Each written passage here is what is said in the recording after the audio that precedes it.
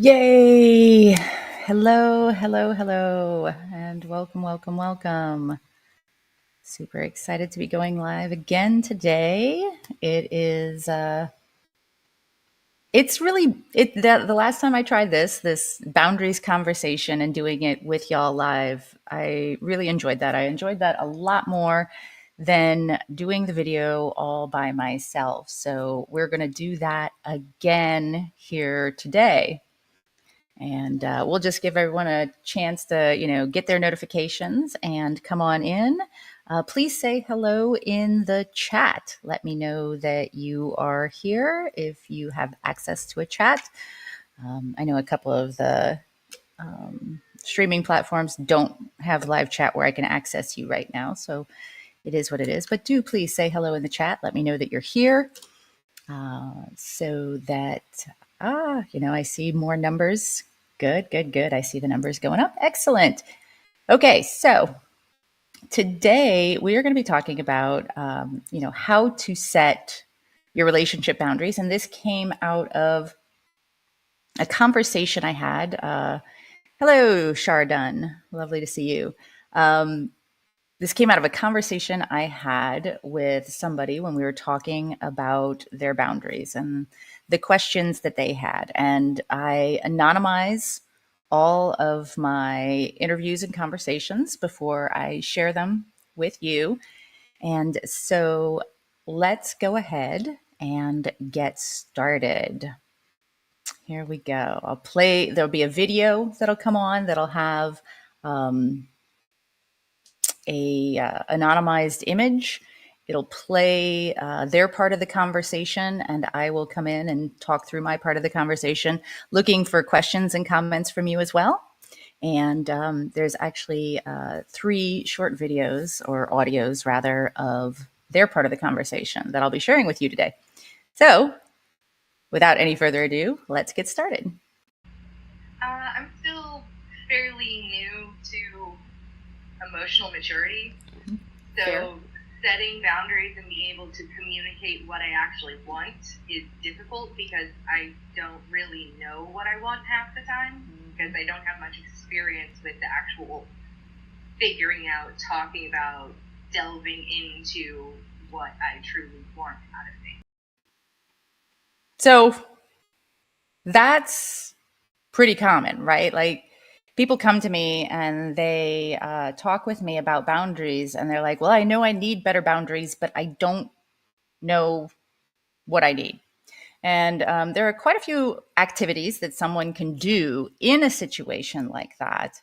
And the 3 I'm going to share with you today are really simple to help you figure out your starting boundaries. So I asked this particular person when they were talking about boundaries, were they talking about like primarily interpersonal relationships, like romantic or dating? And this was the reply. Yes, I have pretty good boundaries with just the common populace. That's not a problem. But when it comes to people I care about, I have a harder time saying no, putting my foot down, figuring out what I'm okay with and what I'm not.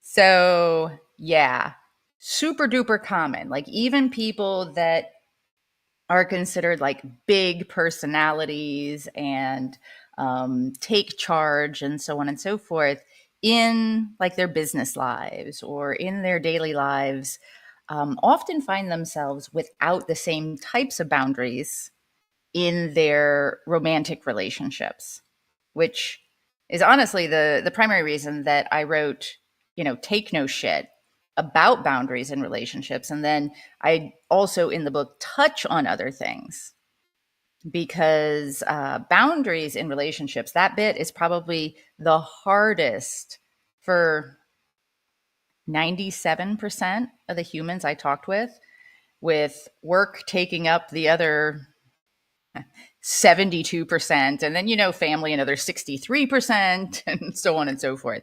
So there's something that, well, what I'm going to be sharing with you today is what I usually recommend to any of my coaching clients that are going through like a relationship change to help them figure out what their boundaries are when someone passes away for example, when they are leaving a relationship, when they're thinking about starting a new relationship. And what these little, I don't know, tools or activities do is they help set things in perspective. So, first thing I have them do is to look at either the relationship that they are in now, or a recent past relationship, or several recent past relationships. And on like one side of a piece of paper, write down the things that really, really worked in those relationships.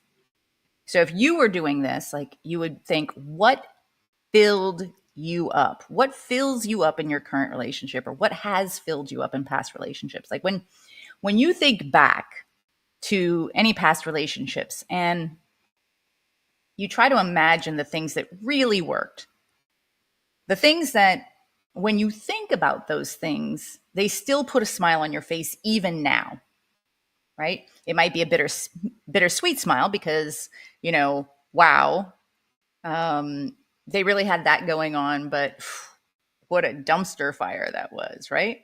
Might be a little resentful even, but it's still a smile. These are the things that you can like look back on and say, this part of the relationship filled me up. Are you with me on this? So on the other side of that piece of paper, hello, Sabyasachi. Lovely to see you.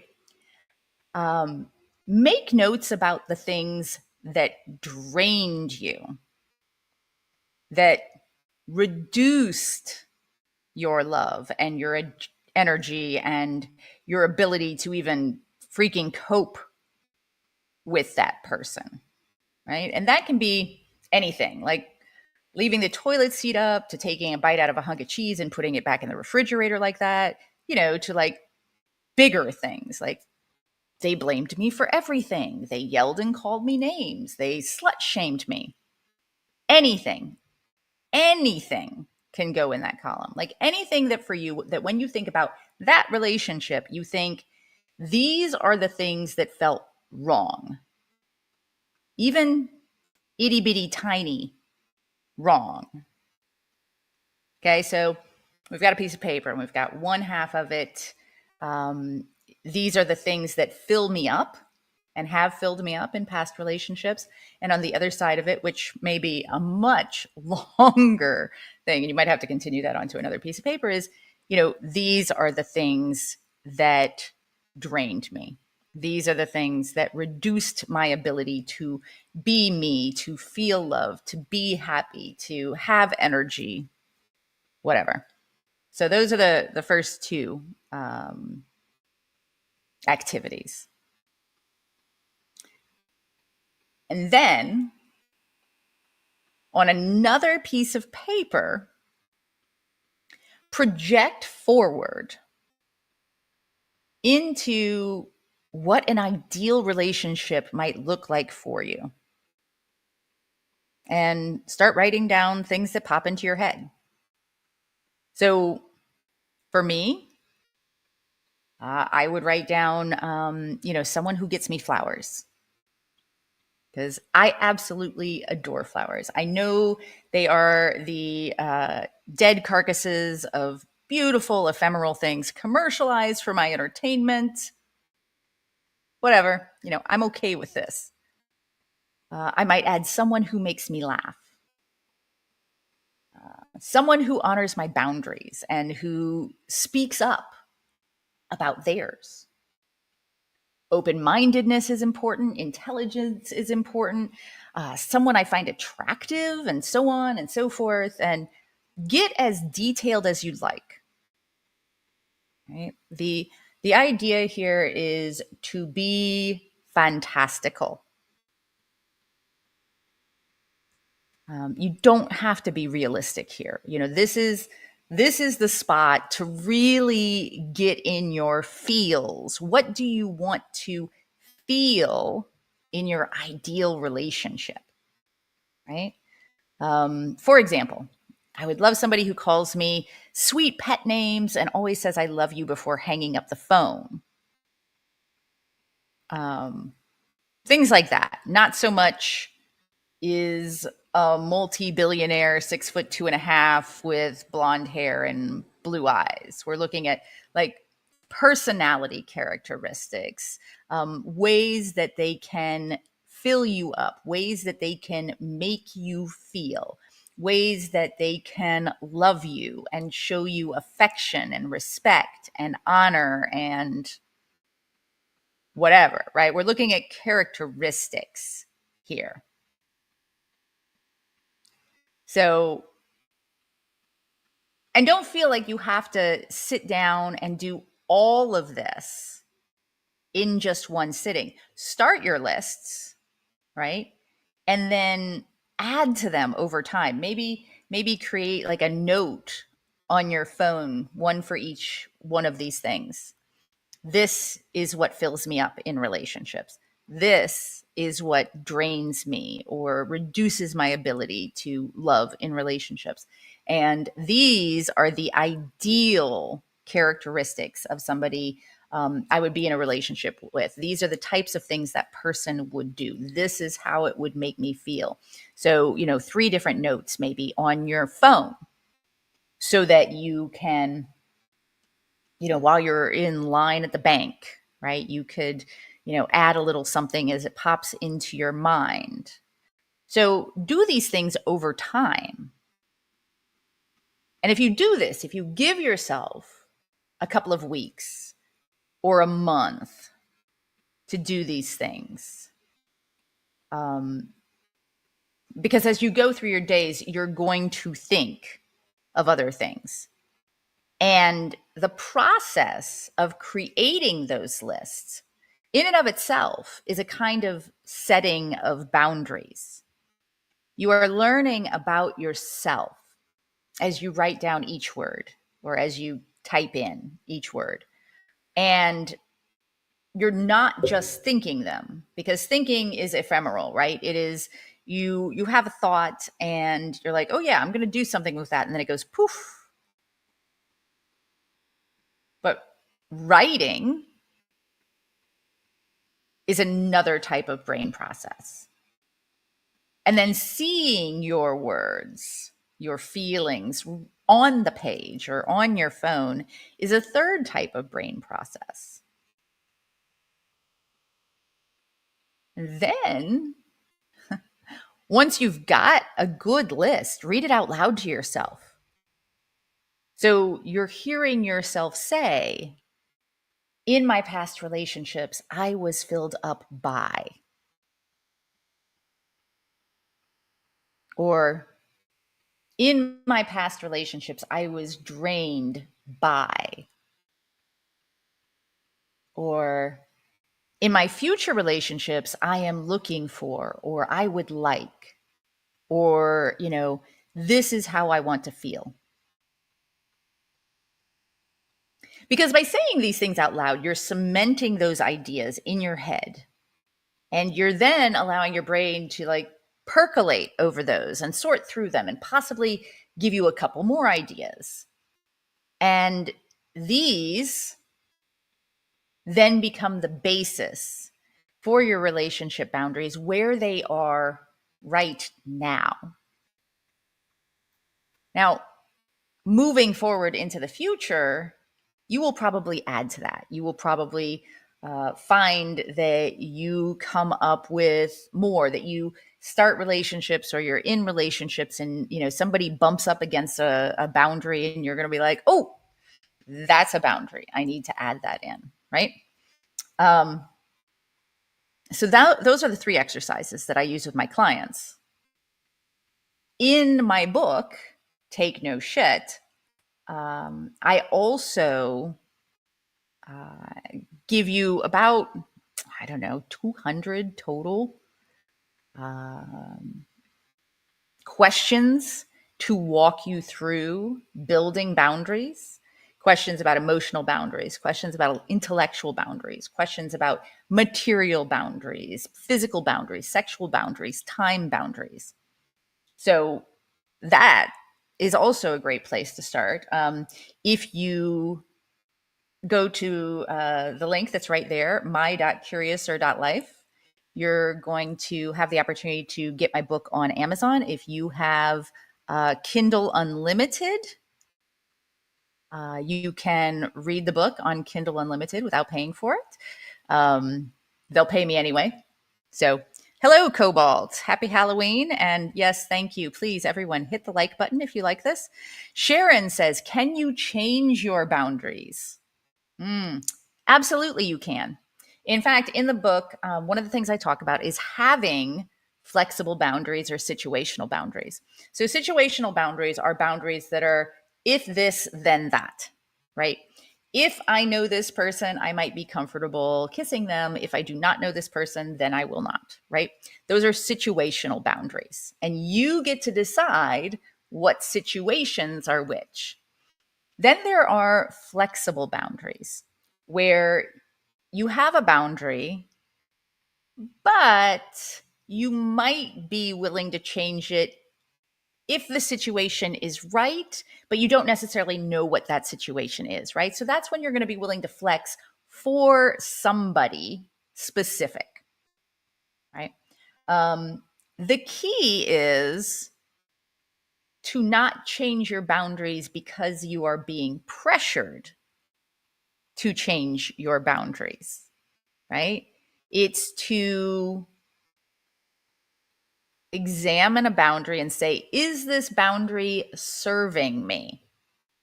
Because if you're in a relationship, let's just go through this. If you're in a relationship and your partner wants you to change your boundary or does something that pushes up against one of your boundaries and you're trying to decide whether or not you're going to push back or you're going to allow this, there's a couple of really easy questions. First question: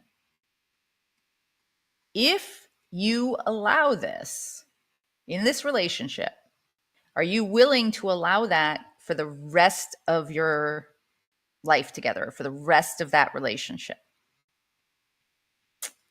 When you start thinking about things in those terms, are you willing to allow it over and over for the rest of your relationship together? And to add on top of that, are you willing to allow other things like that to happen throughout your entire relationship? And when you start looking at things like that and you start saying to yourself, well, I don't really like this, but I want to maintain this relationship, so I'm going to go ahead and let this happen. Are you really thinking about not only you right now and the feeling that you will get of not losing that relationship, but are you thinking about what will happen if you keep that relationship? And the you in the future who has had that boundary crossed over and over and over again, and probably had similar boundaries pushed up against and stomped over and over and over again. And also then understanding that the person is in a relationship with a you that you are pretending to be, right? They are not in a relationship with the authentic you, the you who does not like this thing. They're in a relationship with the you who puts up with this thing. And you can see where even like that bend or that change can affect you in deep ways moving forward into the future, emotionally, right? And you allowing that to happen can also, not always, but can also then feel like you are betraying yourself and you lose even that, self-confidence and self-esteem. So there you go, Sharon. That's my answer. Yes, you can change your boundaries and be very, very careful about changing your boundaries under any sort of pressure or for someone else or even for a relationship. I was actually just going to show you. So there's another way that you can learn more about what your boundaries are in relationships, and just for your own personal purposes is my new app, Take No Shit, right here. See? Oops. There we go. That every single day will give you a boundaries prompt. This is my prompt for today. I have not yet filled that out. And you can share your boundaries. That's not showing really as well as it could. But there's a feed where you can share your boundaries and you can see what other people have said about their boundaries. So, for example, somebody said, when you have new people in your life, what are some of the first boundaries you set? And somebody said, at this point, anyone new would probably be from the kink community. So respect and consent are paramount. Being polyamorous, I also go over any poly protocols regarding meeting and interacting with other partners. These are all things that often come up in initial conversations, and that's when they're discussed, right? So you can actually see how other people answer these boundaries questions, and you can learn from them, and you can like their answers. You can chat with them about their answers and so on. Hey, Cobalt. So we can change how we communicate boundaries to clarify, but trying to change for others can backfire. Yeah. Yeah. The challenge with changing for others rather than changing for yourself is then you always suspect that the others wouldn't love you or like you as much if you were just yourself. Right? And that's a really difficult spot to be in. Even if things seem like they're going well or seem like you're happy, you still know that you had to change. You had to give something up in order to make that work. And then the question is, did they? And if they did too, is that something you really want? Do you want people to have to do things in your relationship with you that they don't want to do with you? Yeah, boundaries is a really deep topic. And one of the reasons I'm so freaking passionate about it. Sharon, thank you. I've changed my boundaries to make the other happy, but no, I am uncomfortable. Yeah. Yeah. And I'm sorry to hear that. It's something I think we all have experienced. We've all gone through. And for what it's worth, as I say in my book, I have an entire chapter in my book that says, it is not your fault.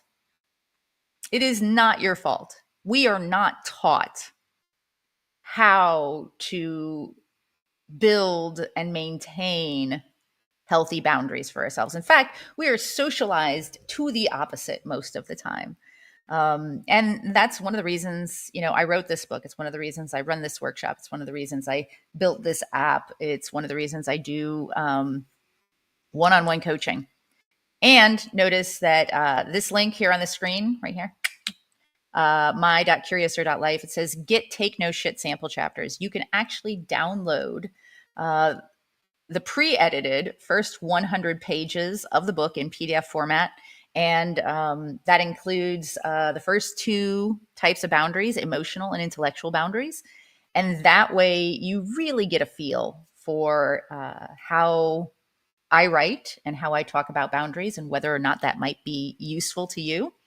Also, right now on Amazon, the last time I checked, I had 13 5-star reviews. That is within about a month. So I'm really, really proud of that. And I'm actually kind of nervous waiting for the first 4-star or lower review to drop because, of course, it's going to happen at some point. But yeah. Anyway, thank you so much for joining me today. If you have any additional questions, whether you are here live or whether you are watching the replay, please go ahead and just drop it in the comments below. I'll be happy to answer. And thank you so much. Bye, y'all.